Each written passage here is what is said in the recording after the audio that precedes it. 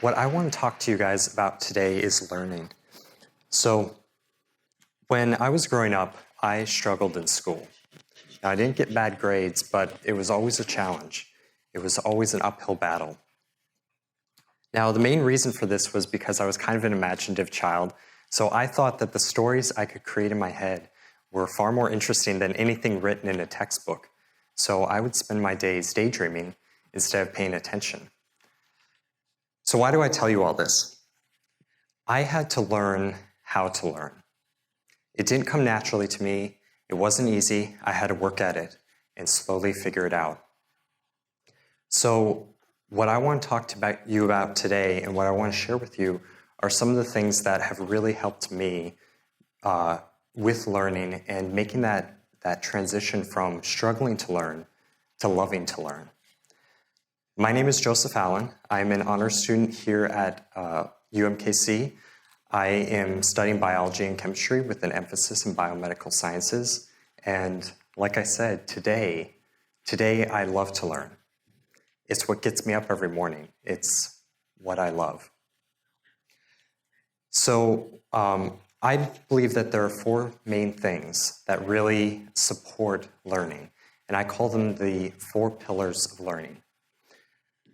The first one is mindset. We're really good at setting limitations against ourselves, and these can hold us back. So this is the first thing that we have to address. The second thing is curiosity, and this centers around critical thinking and critical understanding. The next one is simplification. Now, this one can be a little bit counterintuitive, but you first have to look at something and understand it in all of its complexity and then reduce it down to something that you can manage, something that's simple. So we'll talk about that. The next one is creativity, and this gets at the heart of where ideas come from. So let's start with mindset. Several years ago, I had the incredible opportunity to help teach children art. Now, when I was doing this, I noticed something interesting about the way that the different age groups approached learning. You see, when the younger kids were given a project or an assignment, a challenge, they would be filled with this enthusiasm and excitement by the idea that there was potentially something new to learn or discover. Now, at times, everything would go wrong and there would definitely be tragedy, but these kids were resilient. And before you'd know it, they would bounce back and they'd be ready to try again. Now, as they developed, a shift took place. And by the time they reached high school, they had completely changed their mentality. What they perceived their capabilities to be, that perception would end up determining their motivation and their interest. And potentially the most important thing for anybody who's wanting to learn something new, their willingness to fail and either solve the problem or try again. Now, one day, the high school class was making bowls on the potter's wheel, and there was a young man, it was his turn to give it a try. And the teacher walked up to him and she said, are you ready to give this a shot? He said, no, I can't do that. She looked at him with this puzzled expression and she said, have you ever tried it before? Well, no. It's okay. You're learning. I'll show you how. Now, he went on to make an excellent bowl, but when you think about it, his initial mentality was that he couldn't do it. He thought that he could not do it. We do the same thing with so many things that we come across in our lives. And so it begs the question, why? And I believe it comes down to mindset. And in regards to mindset, I think there's 2, and to borrow terminology from Dr. Carolyn Dweck, you either have a fixed mindset or a growth mindset. Now, I'm not going to go into a whole lot of detail about the terms because I think they're kind of intuitive, but a fixed mindset or a person with a fixed mindset is limited. They do the things that come naturally to them, the things that require the least amount of effort because those things feel safe. But it holds them back, it limits them for what they could potentially learn. We want to have a growth mindset. People with a growth mindset reach out and they take every opportunity as something to learn. Mistakes are not failures, they're simply part of the process of learning. Children actually have a growth mindset. Now, it's not something that they're born with, it's something that we teach them. If a child is learning how to walk and they fall, we never stop and say to ourselves, well, maybe this is not the walking kind of child. We tell them to get up, and we encourage them. We encourage them to try again and try better. So that's the first thing, mindset. The next one is curiosity. Now, this is also something that kids are really good at. We all know the kid that asks a million questions, and it's absolutely incredible. But for us, as we develop, we kind of stop asking these questions, and we start taking more and more things at face value.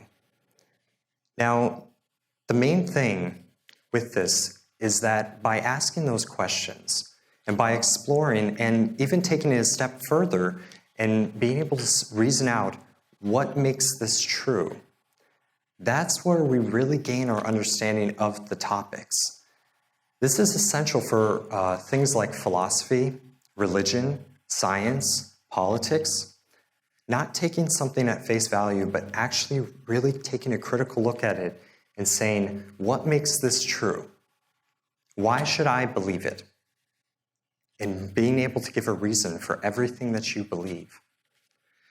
Albert Einstein said, the important thing is not to stop questioning. Curiosity has its own reason for existence. Now, he also said, it is a miracle that curiosity survives a formal education. That's just something to keep in mind. The next thing is simplicity.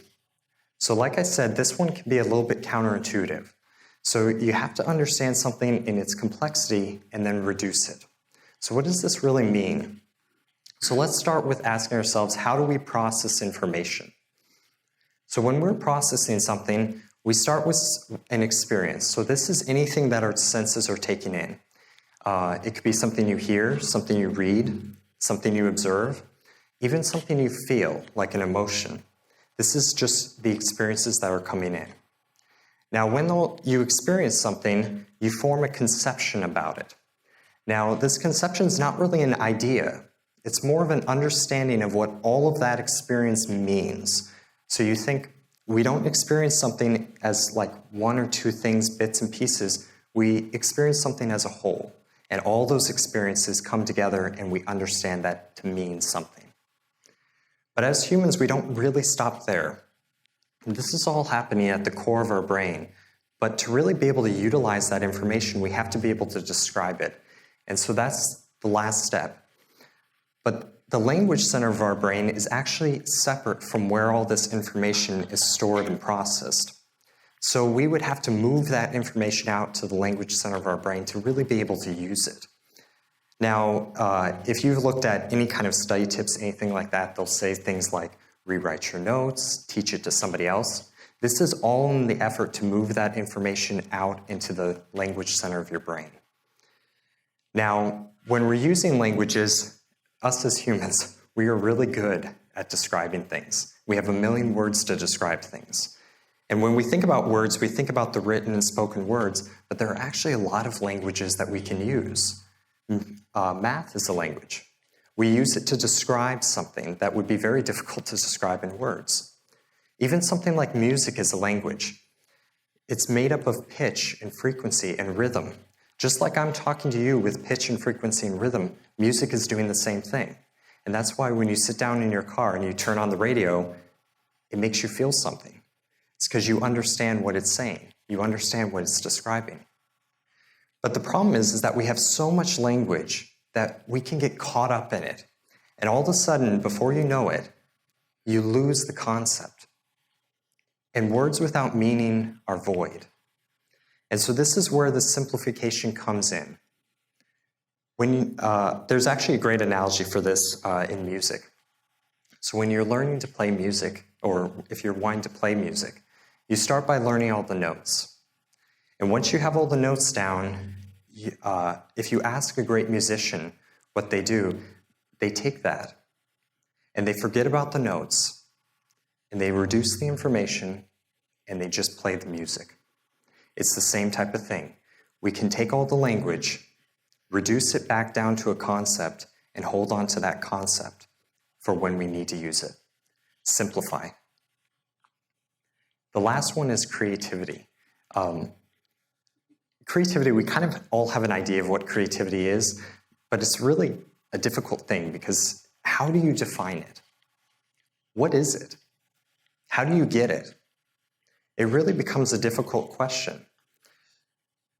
The first thing is and the reason why it's important is that we all have problems, right? Problems in our lives that we have to solve. Problems in our field, interpersonal problems, things that we have to come up with solutions to. And this takes creativity to do it.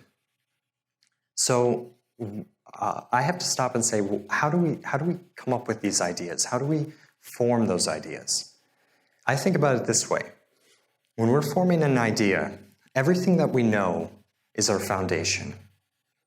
And with our mind, we reach out and we pick bits and pieces and we put them together to form an idea. Now, in and of itself, all these bits and pieces may be completely unrelated, but in our minds, we found a connection there. And when we found that connection, we were able to put it together and make something unique, something that we can use, a solution. Now, I want to also give an agricultural example. I kind of like this example. If you think about all of the knowledge as the soil, and your language, those are your tools. That's what you're going to use to cultivate that soil and work it. But the ideas, those are the seeds. So what I encourage is that you plant those ideas and nourish the best ones and let your mind flourish. So what we've talked about are the four things. So first, we have to have a growth mindset. This is going to let us reach out and discover and find all kinds of things to learn. The next thing, curiosity. This is going to narrow us down and we're going to weed out what do we want to believe in? What do we want to listen to? After that, simplify. We have all this information. Now we have to reduce it to something that we can remember and something that we can manage. And then the last thing, we can't forget to let our own ideas play a role in our learning and our development, because this is where we really solve problems.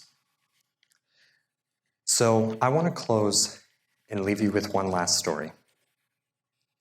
12 years ago, I was on a swim team for 12 years. And in high school, I had a really amazing coach. She was a strong woman, tough as nails, but everybody who knew her loved her, and they knew that she cared about them.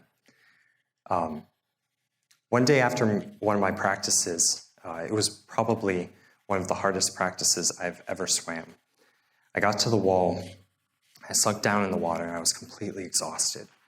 And she walked over, and I said to her, I'm so tired, I don't think I can swim another inch. Now, this is generally not something that you want to tell your coach, but in that moment, I'm really glad. I'm really glad in hindsight. Because she looked at me, and she said, here's what I want you to do. I want you to swim one more lap for no other reason than to prove to yourself that you can. That was the longest lap that I have ever swam. And every moment that idea echoed in my mind, when you reach your limit, just go one step further, just to prove to yourself that you can. Several years ago, my coach's breast cancer came out of remission, and she passed away.